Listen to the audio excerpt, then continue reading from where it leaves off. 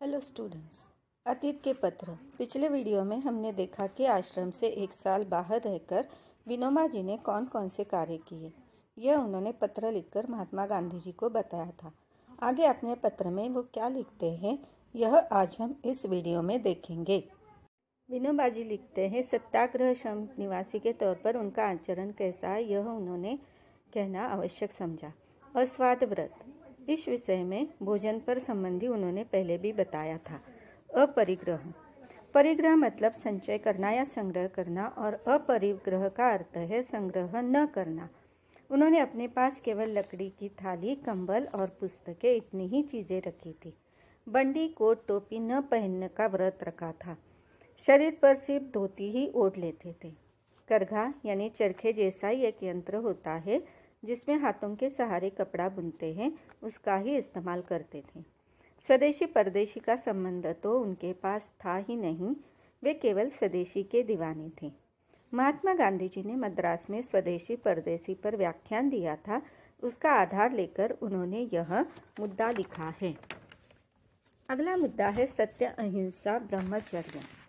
मैंने ठीक तरह से किया है उनका पालन, ऐसा वो कहते हैं। आगे वो लिखते हैं कि क्या ईश्वर मुझसे कोई सेवा लेगा? मैंने आश्रम के नियमों के अनुसार मेरा आचरण रखा है, केवल एक को छोड़कर। वो एक बात क्या है उसके बारे में वो आगे लिखते हैं। जो आश्रम में रहते हैं उन्हें आश्रम के नियमों का पालन करना होता है, वरना उन्हें आश्रम में रहने की इजाज़त नहीं होती।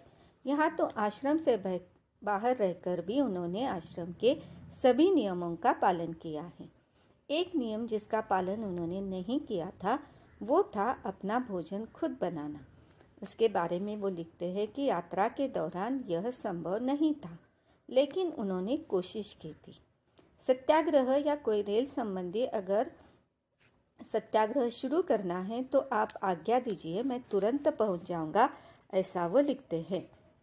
इधर आश्रम में क्या बदलाव हुए तथा राष्ट्रीय शिक्षा की कोई योजना बनाई है क्या, तथा उनके आहार में कुछ परिवर्तन करना है क्या, यह सब जानने की विनोबा जी की इच्छा थी, ऐसा उन्होंने लिखा है। विनोबा जी आगे लिखते हैं कि इस बारे में आप खुद यानी महात्मा गांधी जी खुद पत्र लिखकर उन्हें बताएं, क्योंकि विनोबा जी महात्मा गांधी जी को पिता समान मानते थे, इसीलिए वो एक पुत्र के नाते उन्हें यह सारी बातें लिखते हैं। अतीत के पत्र का इस पाठ के पहला पत्र यहाँ पर समाप्त होता है। विनोबा जी के पत्र को पढ़ने के बाद महात्मा गांधी जी के मुंह से गोरख ने मच्छंदर को हराया, भीम है भीम, यह उद्गार निकलते हैं। यहाँ पर मच्छंदर गुरु है और गोरख शिष्य है। एक ऐसा प्रसंग आया था कि गोरखनाथ मच्छंदर पर भारी पड़े थे। दूसरी तरफ द्रोणाचार्य के शिष्य भीम, जिन्होंने अपने ताकत के बल पर राक्षसों को हराया था।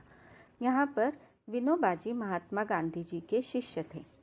उनके पत्र को उत्तर देते हुए गांधी जी लिखते हैं, मैं तुम्हें कौन सा काम दूँ यह मुझे समझ में नहीं आ रहा है। वो लिखते हैं कि मैं तुम्हारे पिता का पद ग्रहण करता हूँ। पुत्र के बारे में वो कहते हैं कि सच्चा पुत्र अपने पिताजी ने जो कुछ किया है उसमें बढ़ोतरी करता है। आगे वो लिखते हैं कि पिता अगर सत्यवादी, दृढ़, दयामय हो तो सारे गुण पुत्र में होते हैं, इसीलिए तुमने मुझे जो पिता का दर्जा दिया है उसे मैं स्वीकार करता हूँ। उसके बाद वो लिखते हैं, एक साल बाहर रहकर तुमने आश्रम के नियमों का पालन किया है और तुम आश्रम में वापस आओगे, इसमें मुझे संदेह नहीं है।